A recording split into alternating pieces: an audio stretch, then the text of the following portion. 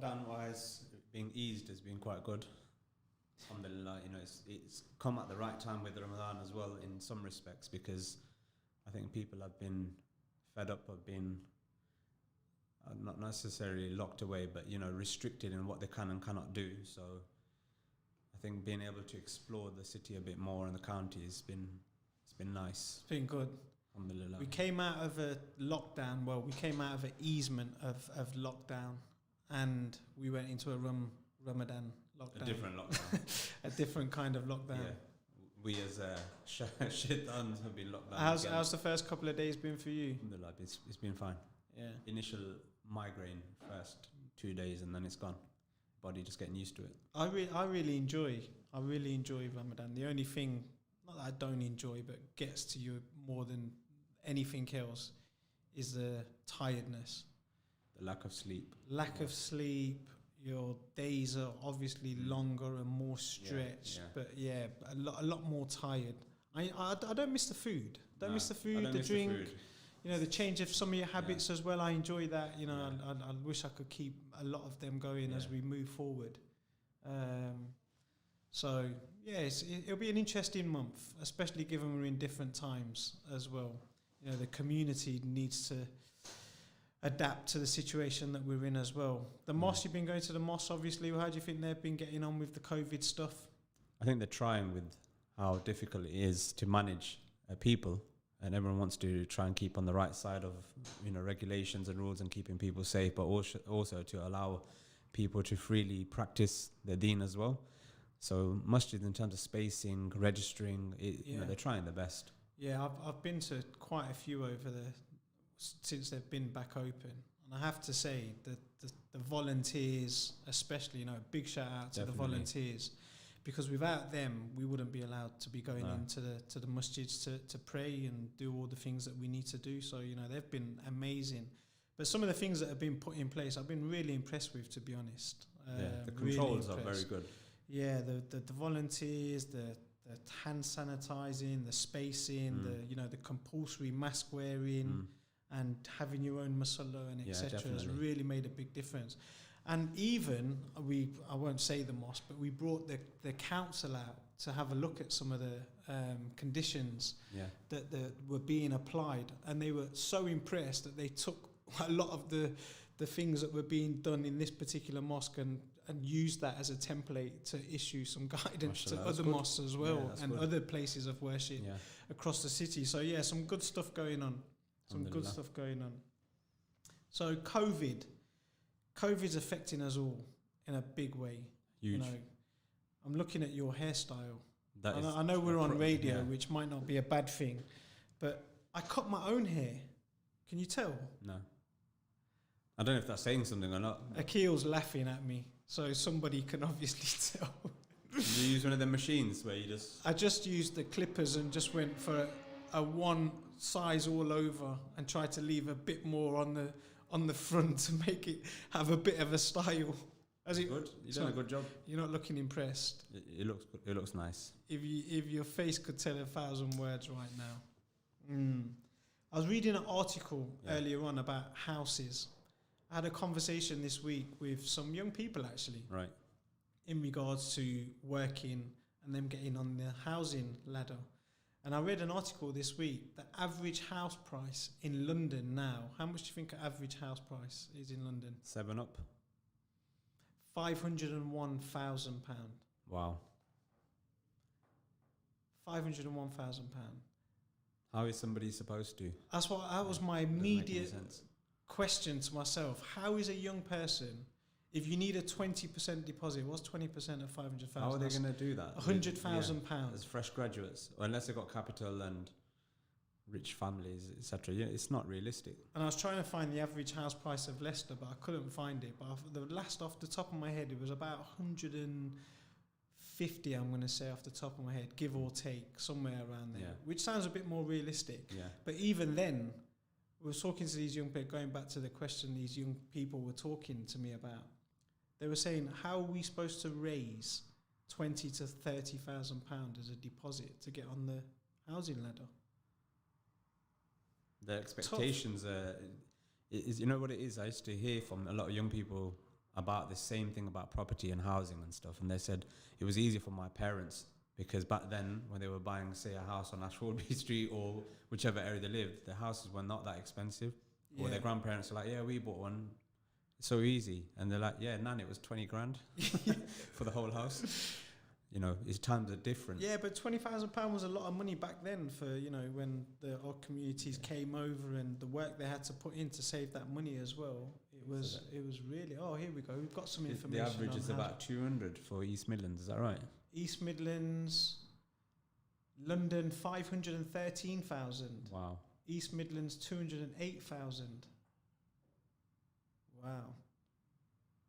Yeah. So the point around the young people was they were worried about how they're going to make progression. It's on the .gov government webpage. This is UK House Price Index.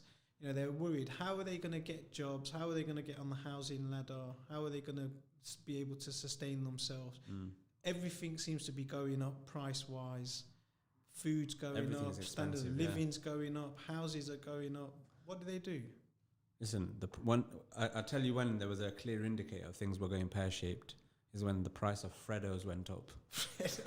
Freddos used to be cheap, 10p, and then the inflation and God knows what else. Now these things kids are not seeing. Like, for example, I know that was just a joke about Freddos, but for example, when you were younger and your mum or dad gave you £1 and you went into the shop and you were able to buy so many things and still have change and have the football stickers and have everything. Now you ask a kid to go into the shop, they'll get a bag of crisp and a chocolate and have 10p left. But that's just how housing was working as well. The kids can't get on the market. You can't do that. So some other stuff that's been going on locally in the communities. I've seen a huge amount of charities, local organisations stepping up to the COVID plate. You know, supporting our communities, and not just our communities actually, all across. Yeah. You know, I've seen church groups linking up with mosque groups. I've seen groups in this area, you know, your traditional Muslim areas, moving out to new parks. Everywhere. Saffron Lane. All over the shop. Doing food banks and delivering stuff. Alhamdulillah. You've been active in that space. What's that been like? It's been interesting to have the opportunity to shadow some of the brothers and sisters that were part of these networks. Some of them were established groups and some of them were not. They had no structure, no Amir or leader. It was just a group of friends that said, you know what, let's go out and do this. And there were so many working in little teams. It was hard to track who was doing what. WhatsApp groups being set up everywhere. And alhamdulillah, they were people from all walks of life and just wanted to give a few hours to go out and deliver things for the elderly or, you know, mums or anyone who was shielding. And it was a community initiative. That was real. Yeah. You know, that if there was something that could be spoken about in the media did cover it. But it was just incredible to see on the ground. People, once you saw people jumping out of a car, high vises, whatever, passing a parcel, jumping in the car and driving away. And that's real. No agenda. Yeah. Just delivering. Just support. Just pure support. Pure support for the community. I went past a place, I won't say which one, it was probably, I go past it quite often. So 6 months ago, there was a food bank that started to operate out of there, and you couldn't really tell from the outside visually that there was a food bank there, although there was inside. I went past there a couple of weeks ago, and there was probably 40 people in the queue outside the building. So something's happened, something's changed. Things have changed. Where people's life circumstances are changing and they're having to, you know, access these food banks and whatever. And I think the city stood up and is doing a good job. 100%. Supporting organisations, you know, the bigger organisations that have that network and reach. But the local community groups on the ground have also played their part. And the mosques. Yeah, there's mosques that are involved in this as well. Gurdwaras, everyone. All the temples, everyone. You know, the Sikh temple, you know, they do that. Work, their langar, they call it, don't they? They do that every single day. Yeah, that's they normal. Provide a hot meal in the temple for anybody every day. Irrespective of who. If there was a benchmark to try or a template to follow, it would be the langar. Yeah. What the Sikhs have done for decades here. You know, like they feed anyone. Anybody can go into the temples, and I've seen it firsthand. And now what they've done is taken that model out into the communities. Yeah. So they have vehicles that they take out. They go in Leicester Market. We know Help the Homeless do that. Jedzi and his gang, they do that as well. So yeah, I don't know. It saddens me to see. It is sad, but then it also, you know, I'm pleased to see all of these different faith groups that have no faith, people that have never connected before coming together. They would never have been put together if it wasn't for the circumstances. But I can't say I'm surprised by the food bank example, because people have lost jobs or been laid off, or there isn't the same opportunity. So that has happened. It's sad to see that happen. So I don't know on the flip side whether when we see more charity groups doing programs like this, obviously it is very good for humanity and it's good to see for the community, but should we really feel happy when we see a lot of that? Because who's falling short in doing that deliverance? Somebody's not doing something if there is that need. Do you get what I'm trying to say? Yeah. Do you think it will continue, the kind of relationships that have been relationships built? Will. I think so many groups have formed out of the pandemic, and alliances and new friendships. They will continue, and I think it's certainly the charity kind of framework will continue. So many people have learnt about volunteering through the pandemic as well that never would have done it before. So I think that kind of community initiative and spirit, and young people that were encouraged by parents or saw it on the news and thought, do you know what, I'm going to give an hour, I'm going to go help the group out. That will continue. Yeah. I think one of the most impressive groups, I don't want to be biased, but just in my opinion, for our community in particular, is the group that's come together to do the janazas.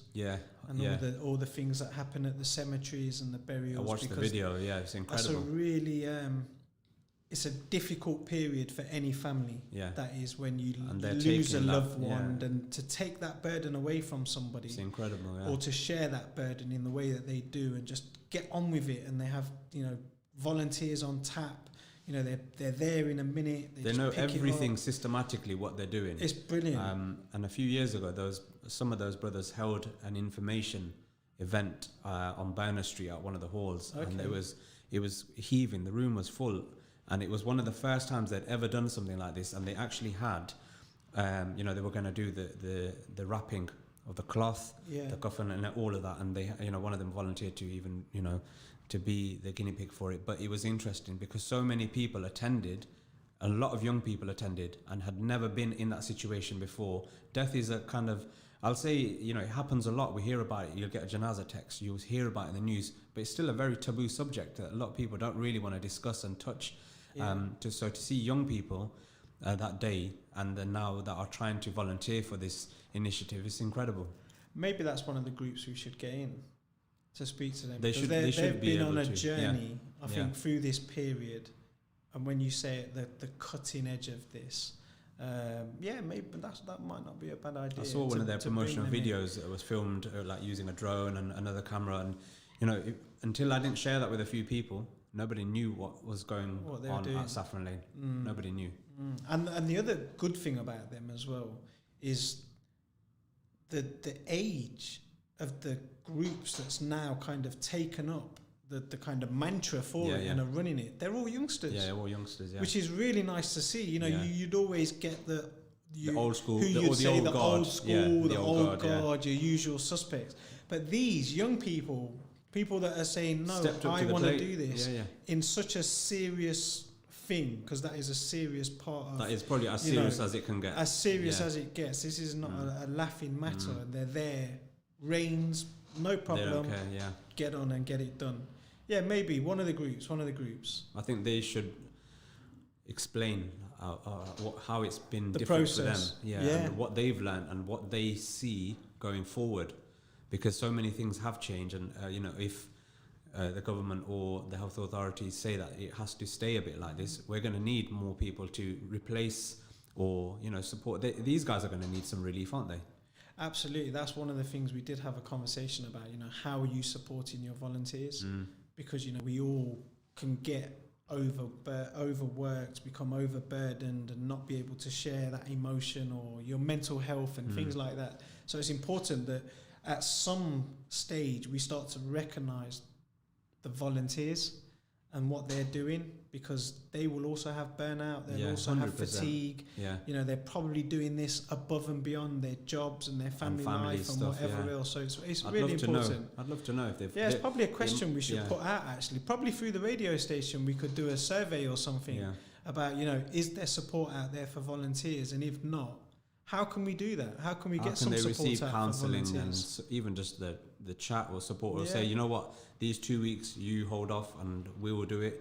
But they may be oversubscribed, we don't know. But inshallah, if the brothers could come on, it'd be interesting. We'll ask the question. Another cohort of people or groups that I wanted to try and reach out from was not a Muslim groups that have been working in our space and with our communities, but are from a different background, different faith backgrounds. Maybe like the Lunga crew as an example.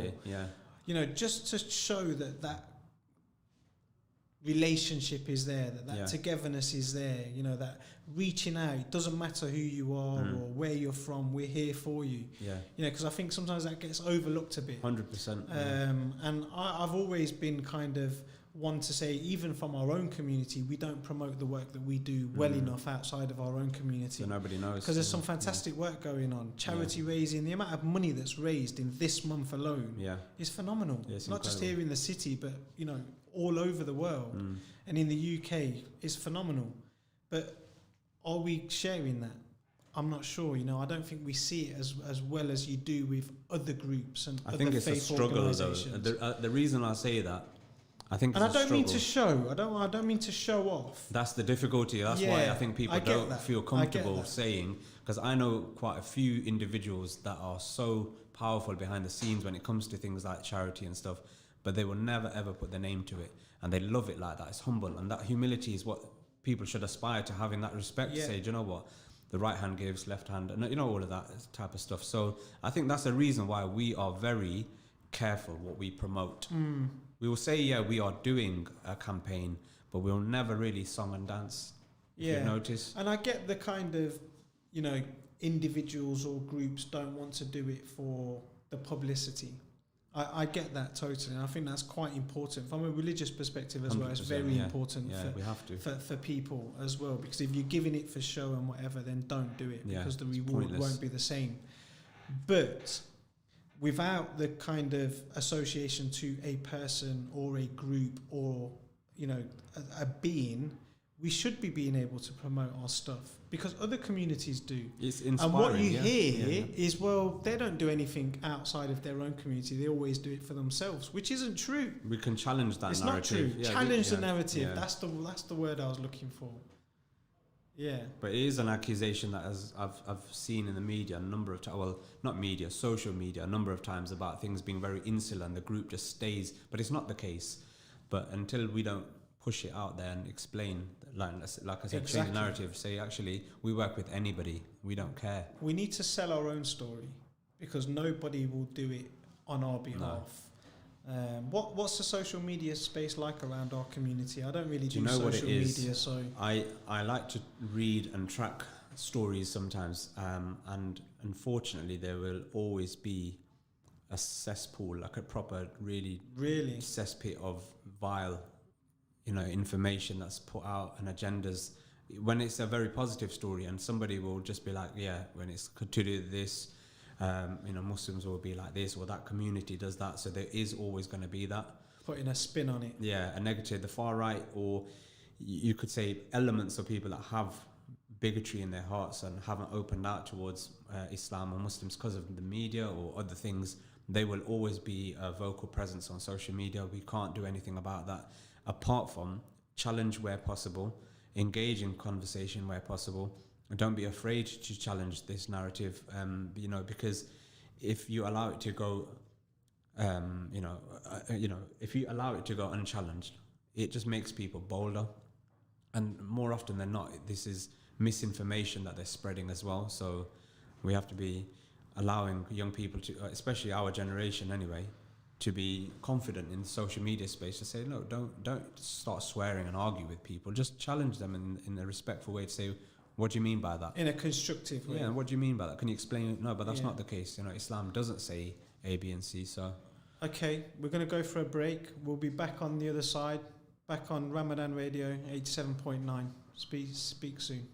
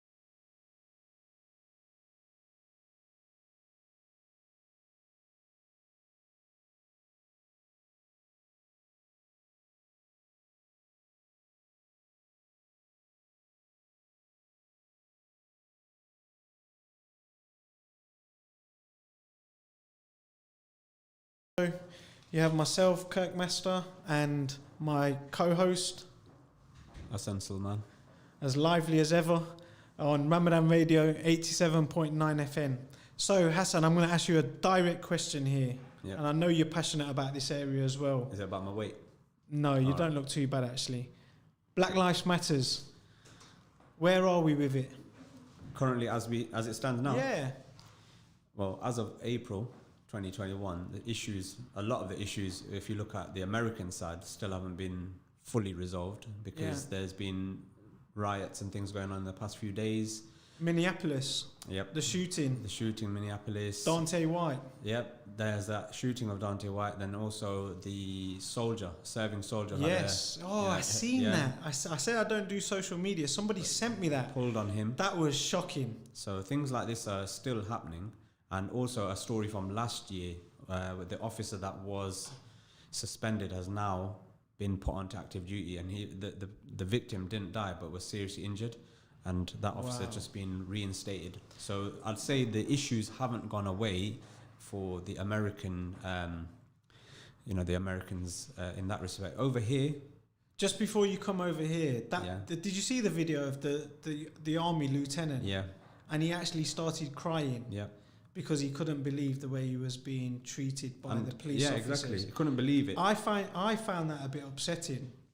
I mean, that was a hard watch, and he was very polite, he was very calm, and he just kept saying, why are you doing this? Why are you doing this? He couldn't understand it, yeah. He wasn't being resistant in any way or nothing. And it's the language and the rhetoric that was being used by the officers as well to respond. He had his uniform threatening. Yeah, it was very threatening as well for him. And the things they were saying, like he said, do I need to be worried? And they were being really macho and aggressive. Very aggressive. I know they understand they have to be in some respects. Some of the police on both sides of the Atlantic, they have to be like that. But what you saw was the end product is a serving soldier saying, hold on, what's going on here? And probably for one of the first times in his life, he's felt very small as a victim. This is a guy who's trained to kill and fight in wars. Yeah. And serve his country. And serve the country. And he's gone through a regime very different to the police in terms of his training. And yet he was made to feel so small. Yeah. Yeah. Okay. UK.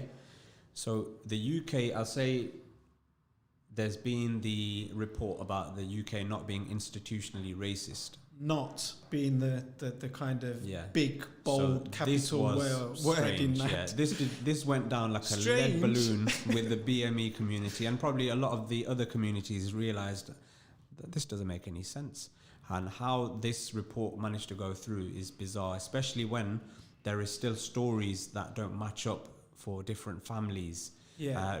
Haven't received answers for many things, and race plays a huge problem in it. So I'd say it's not solved, and the Black Lives Matter movement on both sides of the Atlantic, they're still waiting for answers. It's not something that's going to go away. It's still ongoing. And I mean that report. It's 274 or 47 or whatever it is pages long. Yeah. And I'm a bit old school, so I couldn't do it on the laptop, so I had to print it off. And I kind of scribbled through it. And the more I read it, the more depressed I got in regards to where they see the solutions are in dealing with some of the serious issues that were raised. And I mean, just the headline to say that institutional racism does not exist. Yeah. Wow. It's very bold, and I'd like to say I couldn't believe it, but a part of me knew something like that was going to happen. Well, they said from the setup of the commission, there was a direction of travel. But, you live in hope. We all live in hope. So, I mean, on the flip side of the whole movement and things that have happened since, the Black Lives Matter and the protests because of George Floyd or anyone else took place, positive that has happened is conversation and people feeling a bit more confident to have conversations in certain spaces, or reaching out to their colleagues who may be from a black minority or ethnic community to say, how does this affect you? I've never thought about this before. And we may say things in the office as banter, but actually, how does it make you feel? So those conversations have happened in workplaces all around the country, in schools or colleges. There is probably still a lot of ignorance. It still exists, but I would like to say it feels like conversations have happened a lot more where people are now second guessing what they say because they haven't realized the racist connotations of what they're saying. So that has happened. What do you think about us as a community, as a Muslim community? You know, religiously, we should never be judging and looking at people in a discriminatory way because of their colour, because of their race, because of their ethnicity. But do you think we've moved as a community in terms of that? We're a lot younger as a community now, so I'd like to think we have, and I've seen, you know, some of it, a lot of that as well, to be fair. But have we still got work to do? Yes. I would like to sit here and say to you and the listeners and viewers that it has changed, but this is my own opinion. This does not reflect of the radio station or Kirk or anyone else. Personally, you know, you might find this a bit controversial. I don't think we have fully accepted our position when it comes to, you know, the trials and tribulations of our black brothers and sisters, whether they're Muslim or not. I think we've got a long way to go. And the reason for that is still certain types of entrenched bigotry and racism towards black Muslims that exists in our communities. I don't think that's gone away at all. And a lot of it is very old school, but it's continued. I just say, as the community has got younger, some of the attitudes still exist because it has been passed down generationally. So these young kids are feeling like that. So I'm going... Similar, very similar to those of reverts. Exactly. Well. And their struggles are also as powerful, because I've got a lot of black Muslim friends and white Muslim friends, reverts and non-reverts, and who have found many times that the way they are treated by members of the Muslim community, or you know, is horrible. And I hate hearing the stories. You know, it used to really wind me up. And then I got to a stage where I need to listen, and I need you to tell me what exactly is going on and how we can help you, because you need to realize it's not everybody that behaves like that. But we have to call out our own people. And I've had numerous conversations with people from my own community about how racist and how prejudiced they are. Or the thing that really annoyed me around the Black Lives Matter thing, Kirk, was numerous individuals of different standings in the community that were sharing the Black Lives Matter stories, making their profiles black, talking about George Floyd, I can't breathe, all of that. Yet when there was things that existed in their own families or households or within their own friendship circle that were affecting a black person, it was very different, and it was nothing. Voiceless. And I found that just very hypocritical, and it exists. And I challenged a few people on it. I've probably lost a few friends, not friends, but associates on it. And to be honest, I don't care. But at the end of the day, it is something that had to be called out. I know you're very passionate about this subject. That's why I asked you the question directly. And I think we should be passionate about it, because if certain parts of other communities don't feel welcome by our community, that's a worry. Then we're doing has to be a wrong. Worry. Yeah, we're doing everything wrong. It has to be a worry. Yeah, you know what it is. You can't claim as a community to be the all singing, all dancing. Yeah, we do amazing things for charity, but what? So what? If you do amazing things for charity, but we fall down on such a small hurdle where somebody feels unwelcome to come into a masjid. Totally agree. It doesn't make any sense. Staying on Black Lives Matters, but with a different slant. I'm going in the royal family slant here. Meghan Markle, Prince Harry, you must have seen the interview with Oprah. What do you think? Who was right, who was wrong? I don't think we know full ins and outs of. You'll never know, because even this situation was a bit like a Bollywood film. The way there was all generational characters and granddads and people, whatever. You know, it was very. It was very staged. A lot of it was staged. That was my kind of critical view of the Oprah interview. I thought it was very staged. I thought her lines were all scripted. But I think if you live in that world where everything is under the spotlight of the media and the cameras, you naturally have to become like that. So I think she was just doing what she knows best, and what people around her would have said, you know, just do that. But it was interesting because, like I said, I was reading a lot of social media around that time as well, and people that are pure royalists just jumping on it straight away to say, you know, she's like this, she's destroying the family. And there was some of it was a bit bigoted as well. You could tell that a lot of people were not happy that she wasn't blue-eyed, blonde, white lady or whatever. So that was interesting to see. But I like that kind of underdog thing, you know, that she's playing like, you know what, accept me. It is what it is. Yeah. I'm with the guy. What are you gonna do about it? On the question she raised, and I only mentioned this one because I'm passionate about mental health as well. And she said she reached out for help and support because she thought she was struggling with her mental health and whatever else, and she was refused any support or help or access to help. I found that a bit odd, a bit strange. I don't know, what was your take on that? I wasn't surprised. She probably could have done that herself. So she didn't need permission for that, did she? I think the difficulty is with anything to do with mental health, we don't always know the journey that somebody's on and what stage they're on to accept any help, and you know, to see whether they are confident enough to reach out. That's probably the hardest thing, to reach out to ask for help for someone who is, if we look at her, she's well known in the filming world and, you know, entertainment there. So people have naturally got her on a pedestal. So you would start to have that kind of, you know, I need to be bold and brazen and I need to be very confident. How can I ask for help? Because it makes me look weak. So that's why a lot of even Premiership footballers or big sports people who have had battles with depression, one of the reasons they spoke out, you know, during the course of their treatment, or if there was unfortunately a suicide letter, it was always, I couldn't reach out because of this reason. Yeah, absolutely. Just on another point, we'll come off the Black Lives Matter stuff, but one that's obviously, you know, we're doing current affairs and one that is a current affair. France banning the kind of the scarf for under 18s and halal slaughter in France, in the mainland. That's not gone down very well. It hasn't gone down well, and I've seen how it's to say the least. Actually, I was trying to be polite there, but it hasn't gone down at all very well. I've seen how Islamic or Muslim social media has reacted and responded to this, and it's interesting because France, you know, at the risk of you know, turning all French people against me in the space of a second, and I'll have death threats and stuff. But I mean, if we're looking at from the outside in, the fact that France have always tried to portray themselves as being, you know, bastions of free speech and, you know, the liberty and all of that stuff, for them to be threatened by Muslims practicing their deen in something like that, whereas, you know, you could put targeting young people specifically, and the aging, it's just, I wasn't surprised because I think for a number of years France has been on that trajectory. You know, after the Le Pen and, you know, all of these types of figures, the far right has found foothold in France. It's found a voice. And the difficulty is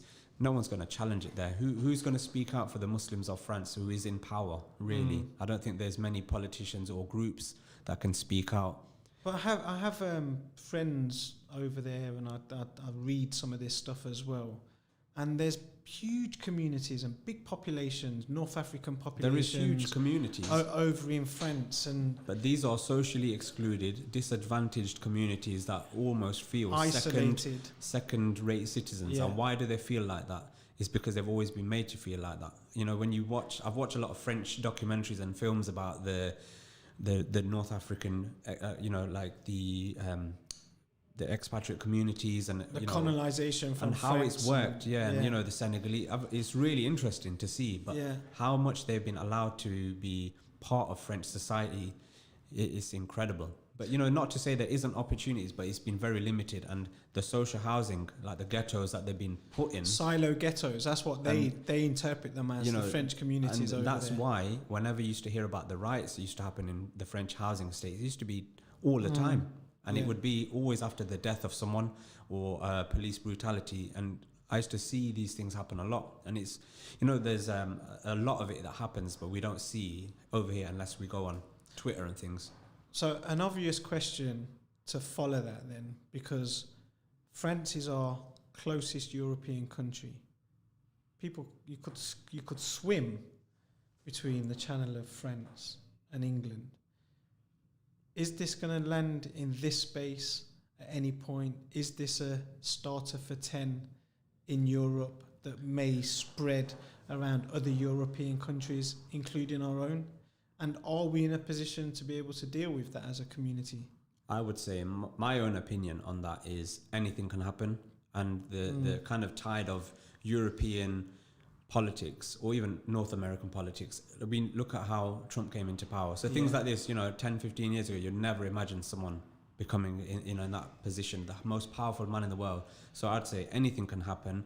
This could happen over here in some respects, but I think we're slightly different in terms of the French, in terms of we have a lot of Muslims in places of position of power and across the political spectrum as well. So it would be there'd be more opposition, I would say, and I don't think it would go through. It wouldn't sit well with a lot of the general, non-Muslim public if they tried to do some of these things. Yeah, I was going to say, I think would be broader opposition than just the Muslim community against those kind of things. Although, the slaughtering of halal meats has been mentioned on a number of occasions. Numerous times, yeah. Previously, and I think the journeys in both these countries are very different, though. If you look at post-World War II to now, what kind of trends have happened across France, what they've been involved in terms of their own stuff, and if we look at over here, it's very different. So I don't think it could grip very well here. Yeah. So what are our challenges as communities going forward post-COVID, whenever that's gonna be? It's a broad question, but are we talking the youth, or are we talking? Yeah, let's do the youth, because that's both our areas of expertise, and we're both quite youthful as well, if we're honest. Are we down with the kids? Yeah, we're ghetto.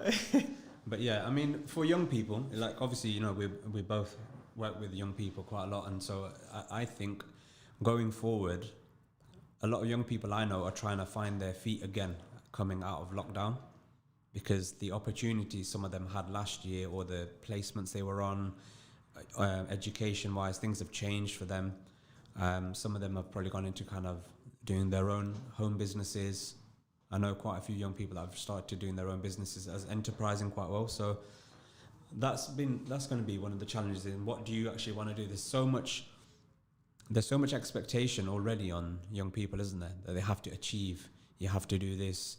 They have to have a certain amount of money set aside or do a certain course. So those challenges existed before the pandemic, and I think that it's become a bit more at the forefront for them, and many have lost family members as well. So their kind of life values have changed and what they want to do, the goals.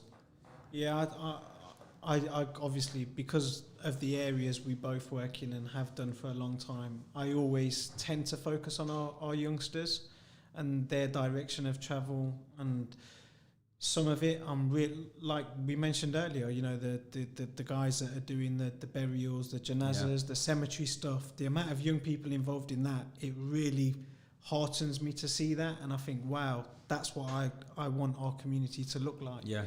But then I also see other elements of our community that really dishearten me as well, with some of the things that go on, in our communities that are used to be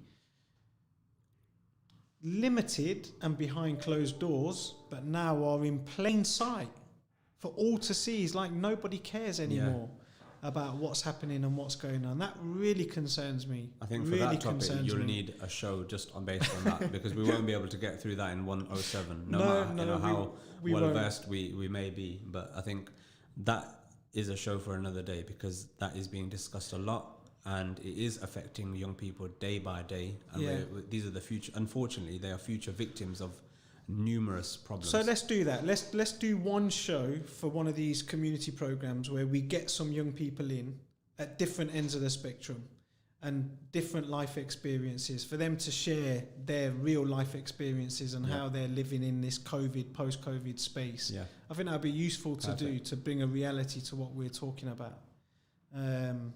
So we've got about 4 shows to do. I think we've done 2 in terms of an agenda. Yeah. We've got some ideas now of how we can shape this going forward. So we'll be back in a couple of weeks. Well, next Friday, 5 till 6 here on Ramadan Radio 87.9. We look forward to seeing you then, and enjoy your Ramadan and do what's necessary. Assalamu alaikum.